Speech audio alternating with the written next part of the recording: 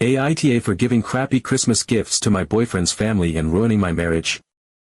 I married my soon-to-be ex-husband in 2018, and from the very beginning, his family made it abundantly clear that they did not like me. They weren't even subtle about it, which made it all the more painful. My husband at the time, ever the optimist, insisted that they were just putting up a tough exterior and that, in time, they would come to love me. He reassured me over and over that if I just gave it some time and kept showing them that I was a good person, they would warm up to me. I wanted to believe him. I wanted to believe that people weren't just outright cruel for no reason. I wanted to believe that love and kindness would eventually be reciprocated. I did everything I could to endear myself to them. I was always polite, always respectful, and always tried to bring something when I visited. I never showed up empty-handed because I was raised to be a gracious guest. One time, early in our relationship, I joined them for dinner and spent hours baking a homemade cake to bring as a gift, thinking it would be a sweet gesture. When I stepped into the kitchen and handed it to his mother, thanking her for inviting me, she took the plate, looked me in the eye, and walked straight over to the trash can. Without a single word, she dumped the entire cake into the garbage, handed the empty plate back to me, and turned away as if I were completely invisible. I was stunned. I had never been treated like that in my life. When I told my husband what had happened, he immediately confronted her. That was when the crocodile tears started. Suddenly, she was sniffling and claiming it was all just a horrible accident. She said she had grabbed the plate, but I had let go too quickly, and it slipped out of her hands. She swore she hadn't meant to throw it away, but once it hit the floor, she had no choice. My sister-in-law, ever the devoted lapdog, chimed in to confirm her mother's version of events. My husband hesitated for a moment, looking between them and me, and then he sighed, rubbed his temples, and told me it was just a misunderstanding. I should let it go. That should have been the moment I realized that I was alone in this marriage. His family had no problem making assumptions about me either. My husband owned his own business, and they immediately decided I was a gold digger. They never said it to my face, but I knew what they were saying behind my back. They made it clear in the way they talked about other women, always with an edge of suspicion, as if any woman who married into their family had ulterior motives. They insisted my husband get a prenup before we got married, which I didn't care about because I genuinely loved him and had no intention of ever getting divorced. If signing that piece of paper made them hate me a little less, then so be it. His business was doing well when we got married, but then COVID hit, and it all crumbled. He tried to keep it afloat, pouring his savings into it, and I did the same. I drained my own accounts trying to help, but I drew the line at going into debt for it. Eventually, when there was nothing left, he had to shut it down. He spiraled into depression after that. He couldn't find new work and spent months feeling lost and hopeless. That was when he suggested we move to his hometown, closer to his family. He said it would give him a stronger support system and that being around them would help him feel less alone. Against my better judgment, I agreed. I told myself that maybe, just maybe, if I sacrificed my comfort for his, it would finally prove to his family that I was in this for the long haul. Moving back to his hometown was one of the biggest mistakes of my life. Since he was struggling, I took on the role of the main breadwinner. He wanted to work part-time while trying to restart his business, so I supported us. I paid the rent. I paid the bills. And because he was struggling emotionally, I picked up even more of the responsibilities in our relationship. One of those responsibilities was buying gifts. Like an absolute fool, I thought that if I bought thoughtful, expensive gifts for his family, they would finally see that I was a good person who genuinely cared about them. Every year, I poured time and effort into picking out gifts that suited them, things I knew they would love. And every year, when my husband and I received a couple's gift, it was always something clearly intended for just him. Holidays were spent with them. Every single one. There was never any compromise, never a discussion about spending time with my family instead. We had monthly dinners with the whole family, where I quickly realized that if I ever tried to join a conversation, the room would go silent. I became so accustomed to it that I eventually stopped trying to talk at all when I was around them. I just sat there, an outsider in my own marriage. Then came December of last year. The final straw. His family finalized plans for Christmas, Christmas Eve dinner and Christmas lunch, as usual. A few days later, my husband came home looking uncomfortable. That should have been my first clue. He hesitated before finally telling me that his family had decided they didn't want me to join them for Christmas Eve dinner or Christmas lunch. Apparently, I ruined the family vibe. I looked at him, waiting for him to tell me he had refused to go without me. Waiting for him to say that he had stood up for me. Instead, he just looked away and mumbled that he was still going. I was livid. I was heartbroken. And in that moment, I knew my marriage was over. I went into full self-preservation mode. I had already bought their gifts, but I returned every single one of them. Instead, I replaced them with the pettiest, cheapest, most thoughtless gifts I could find. For his father, I got a single pair of novelty business socks. For his mother, I picked up a generic supermarket brand bottle of shampoo. For his sister, I found the nastiest perfume I could find at the dollar store. And for his brother and his wife, who owned a tiny chihuahua, I got the biggest rawhide bone I could find, one that was far too large for their dog to ever use. That saved me about $600, which I immediately put toward a deposit on a new apartment. My husband came home from Christmas lunch absolutely furious. He said I had humiliated him, that I had embarrassed him in front of his family. He asked me what I had been thinking, why I would do something so petty. I just looked at him and asked him why on earth he would expect me to buy expensive, thoughtful gifts for people who had made it clear they hated me.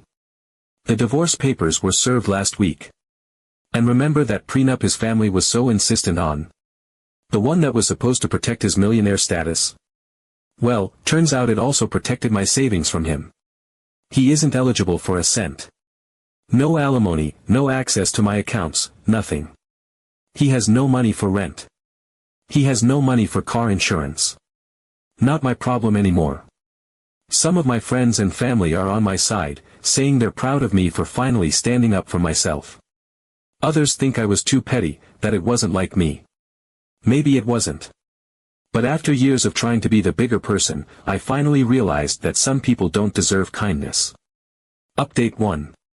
Many thanks to everyone for their support on my last post. I didn't expect such an overwhelming response, but I truly appreciate all the kind words and encouragement. I thought I'd send a small update because, as expected, the divorce process is already turning into an absolute circus. First, for those who asked how the deposit on my new apartment was only the $600 I saved on the gifts, it certainly wasn't. That money helped, but I had to dip into savings to make it happen. Thankfully, because of the prenup his family was so desperate to have, I still had my savings to dip into. The irony is not lost on me. My soon-to-be ex-husband didn't bother reaching out to me after I left. Not a single text, not a single call, nothing. I had to assume he was too busy either sulking or convincing himself I'd eventually come crawling back. That changed the moment he was served the divorce papers and my lawyer made it clear we were enforcing the prenup. Then, suddenly, it was as if a switch had been flipped. The texts and voicemails started pouring in, all filled with carefully worded affection. He missed me. He loved me. This was all just a misunderstanding. We could fix it if I just came home. His family, who had spent years treating me like a stain on their designer couch, also suddenly found it in their hearts to reach out. His mother left long-winded voicemails about how divorce was such a tragic thing, how I should consider working through this, how real love was about forgiveness. His sister, who had barely acknowledged my existence for most of my marriage, texted me as if we had been lifelong best friends. His father, who had spent years sneering at me from across the dinner table, sent a single, cold message about how marriage vows were sacred, and abandoning a husband in his time of need was a shameful thing to do. None of it worked. I didn't respond. It didn't take long for their supposed concern to curdle into something much uglier. When I continued to ignore them, the tone of their messages changed overnight. The next round of texts were laced with anger, blame, and condescension. My husband accused me of being heartless, selfish, and a liar who had apparently never loved him to begin with. His mother switched tactics, claiming I had manipulated her son and was stealing from him by taking my own money with me. His sister sent a single, snide message saying it was no wonder nobody in the family ever liked me. His father, ever the charmer, made a vague comment about how people who play dirty games get what's coming to them. My lawyer advised me not to block them. Keeping a record of their harassment could come in handy later. So I muted them and went on with my life, assuming their tantrum would eventually die out. Then last night, the calls started. One after another. My phone lit up with my husband's name, buzzing non-stop like some kind of deranged alarm. At first, I ignored them. He had already made it clear I was the villain in his narrative, and I had no interest in entertaining whatever meltdown he was currently having. But then I started wondering if something had actually happened. Maybe it was an emergency. Maybe something had happened to one of my former in-laws. Maybe this was something serious, and I would regret not answering. So I picked up. The second I said hello, I knew I had made a mistake. There was no panic in his voice. No urgency. Just the same infuriating entitlement I had spent years trying to ignore. He sighed dramatically, as if this was all such an inconvenience for him, and told me the rent was a week late. There was a pause, as if he was waiting for me to gasp in horror and apologize profusely. Instead, I calmly informed him that was strange, because I had paid my landlord 6 days ago. Another dramatic sigh. No, not the rent for my new apartment. The rent for here. I stared at the screen, dumbfounded. Then it clicked. He actually thought I was going to keep paying for the apartment I no longer lived in. I reminded him I had moved out, that it was no longer my problem, and that he should not, under any circumstances, expect me to cover his living expenses. He didn't take that well. Within minutes, his parents jumped in with their own barrage of messages. His mother, of course, took the lead, sending me an essay about how I had made a legal and moral commitment to that home and how I was still responsible for fulfilling my obligations. His father, ever the blunt instrument, simply informed me that they were going to sue me for the remainder of the lease. I didn't even bother responding. They could try. They could flail and threaten all they wanted. But there was one tiny problem with their grand plan: they didn't own me, and they certainly didn't own my finances. When we had first decided to move to his hometown, his parents had immediately taken control of the situation, renting an apartment for us before we even had a chance to look ourselves. At the time, I had told myself they were just being helpful. That they were trying to make things easier for us. In reality, it had been about control. They wanted to ensure they had the final say in where we lived, how we lived, and how much influence they could exert over us. Every year, they had quietly renewed the lease in their own names, never once bothering to put either me or my husband on the paperwork.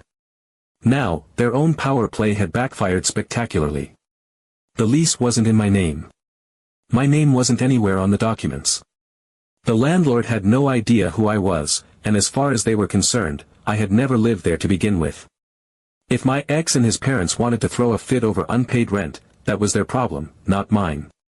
I was just grateful I had been able to prepare for my exit in advance. If I had left impulsively, they would have used their ownership of the apartment as leverage, locking me out, throwing my things away, and making sure I had nowhere to go. But I had played the long game, and now they had no control left. I have no doubt the divorce is going to be a bumpy ride. My soon-to-be ex-husband has made it clear he plans to make things as difficult as possible, and his family has never been one to let go of a grudge. They're going to throw every accusation, every manipulative tactic, every dramatic plea at the wall to see what sticks. But for the first time in years, I don't have to care.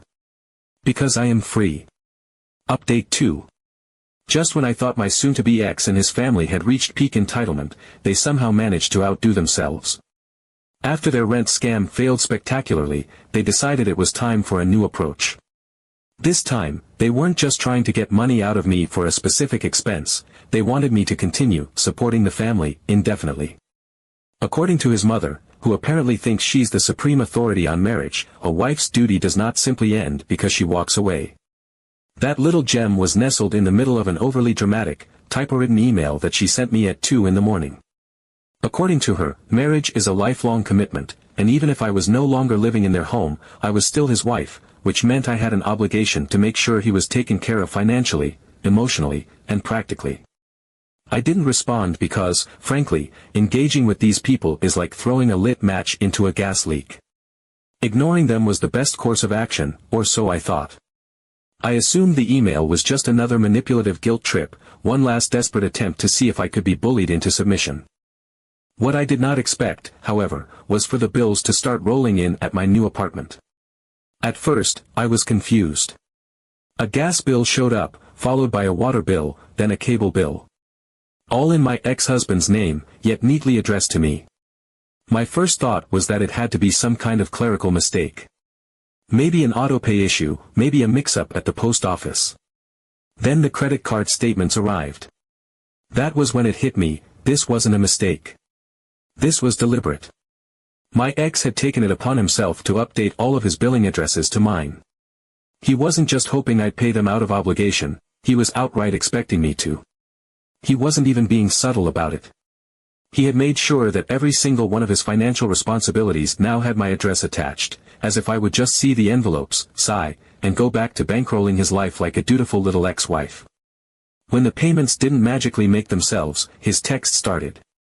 At first, they were polite, reminders, really. Hey, just a heads up, the utilities are due. Then they became more insistent. Not sure if you forgot, but the water bill was due yesterday. Then came the not-so-subtle accusations. I don't understand why you're dragging this out. Just handle your responsibilities. And finally, the full-blown tantrum. Are you seriously this petty? You know I need the internet for work, right? That last one was accompanied by a particularly furious voicemail, in which he ranted about how he had been in the middle of something important when the Wi-Fi cut out. Apparently, it was my fault, because in his mind, I was still responsible for keeping the lights on in a home I no longer lived in. At that point, I had had enough. I forwarded every single bill and statement to my lawyer, who sent his family a beautifully worded cease and desist letter. I also called every company involved and had my address removed from their accounts. That should have been the end of it. But of course, these people don't know how to quit while they're ahead. 2 days later, I got a call from a debt collector. My ex had apparently stopped making payments on his car months ago, and now they were looking to repossess it. The kicker. He had told them that I would be the one handling the payments going forward. The woman on the phone, clearly used to dealing with nonsense like this, sounded almost bored when she asked if I was absolutely sure that I wasn't going to cover the cost. He had assured them that his wife was taking care of it. I laughed, probably louder than I should have, and informed her that my ex was many things, but financially literate was not one of them. That was when the panic truly set in for him. He realized that not only was I not going to pay his bills, but he was rapidly running out of options. His business was dead in the water, he hadn't found a new job, and now he had collectors breathing down his neck. So he did what all man-children do when they hit rock bottom, he went on a pity tour. He started reaching out to mutual friends, painting himself as the abandoned, struggling victim of a cruel and heartless wife who had thrown him to the wolves. He sobbed to anyone who would listen about how he was on the verge of homelessness, how he had given me everything, how he had loved me unconditionally and now had nothing to show for it. Most of our mutual friends, already well aware of what a leech he was, weren't buying it. A few reached out to me, mostly to share his latest round of dramatics and assure me that no one was taking him seriously.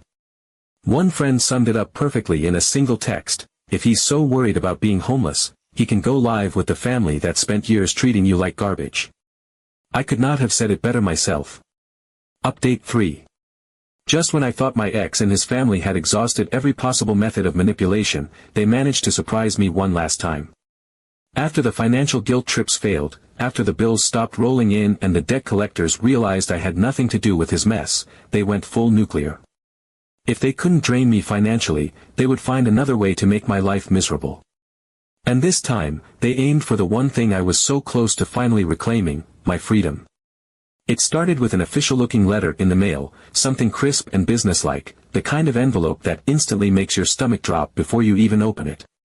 The return address was from a so-called family mediator, a name that meant nothing to me. I assumed it was just another desperate attempt at an intervention, one last dramatic plea for reconciliation that I had absolutely no intention of acknowledging. But when I opened it, my breath caught. The letter stated that my ex was officially contesting the divorce. According to him, I had abandoned the marriage without proper cause, failed to attempt reconciliation, and was therefore in violation of the supposed obligations of a spouse. Because of this, he was formally requesting a mandatory mediation period before the divorce could proceed. In short, he was trying to legally trap me into staying married to him, at least long enough for him to get his financial disaster under control. I wasn't naive.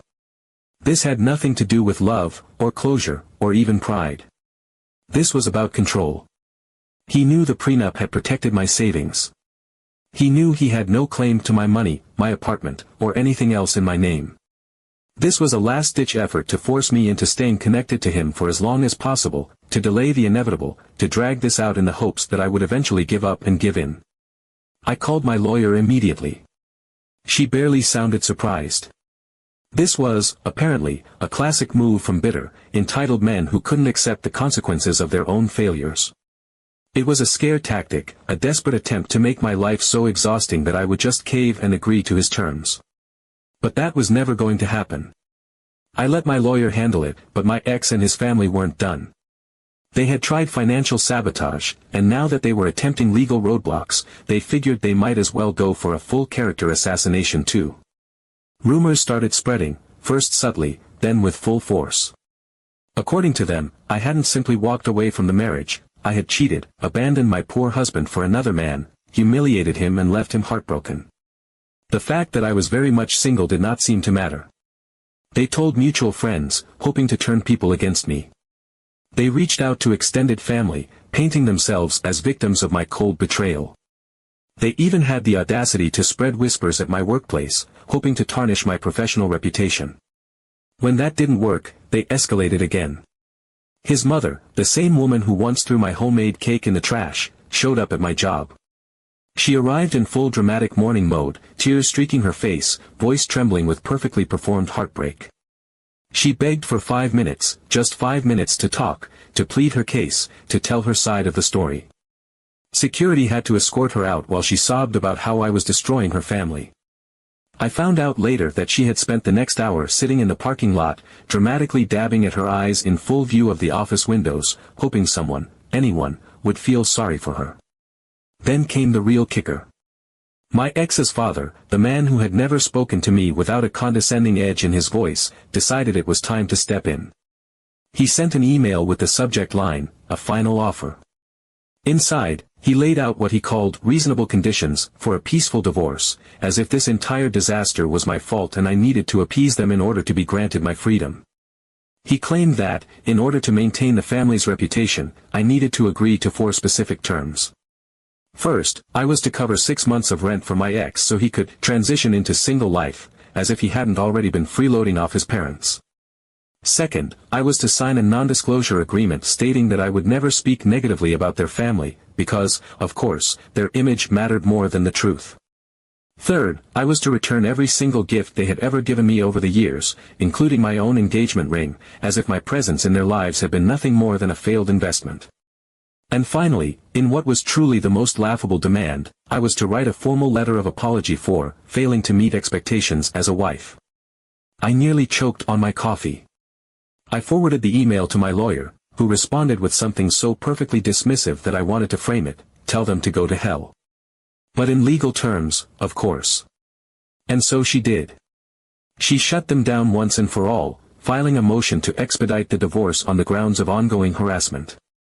We didn't just ask the court to finalize things quickly, we provided evidence of the manipulative emails, the bills sent to my address, the security incident at my job. My ex and his family had spent months trying to wear me down, and in the end, all they did was hand me proof that I needed this marriage to end immediately. The judge agreed. Yesterday, I received the official confirmation. The divorce is finalized. It's done. No more paperwork, no more court dates, no more connections to a man who had spent years dragging me through his family's dysfunction. As for my ex, from what I've heard, he's still unemployed, still living off his parents, still convinced that he's the tragic victim in all of this. His mother, no doubt, is thrilled to have him back under her control, where she can continue to coddle and enable him while blaming me for everything wrong in his life. His father will keep pretending that their family's reputation hasn't been shredded.